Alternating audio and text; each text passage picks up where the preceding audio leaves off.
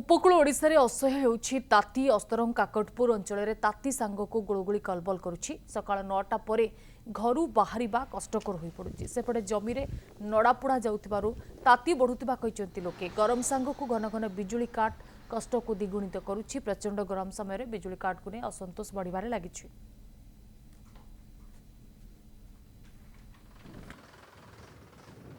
आम उपकूलवर्ती जिलागुड़िक प्रचंड ग्रीष्म प्रभाव चली।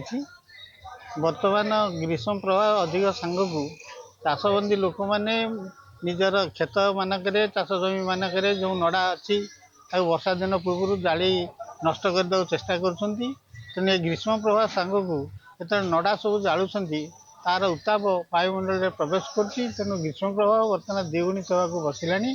ता सांगक बर्तमान बारंबार विद्युत काट आम अंचल चली। तेणु ये असह्य ताती नड़ा ताती साथी को ये बिजुली घन घन बिजुली काट जनजीवन को अस्तव्यस्त कर सारे। रास्तार प्रशस्तीकरण बहुत किसी गछ नष्ट होती जहाँफल जलवायु जो भाव में आर्द्रता रहा कथा से आर्द्रता रोना एवं प्रबल खरा जो ये शुष्क परिवेश अनुभूत होती बहुत दिन है वर्षा नहबा गोटे समस्या सृष्टि कर जीवजगत एवं जहाँफल गरम मात्रा बढ़ी बढ़ी चली।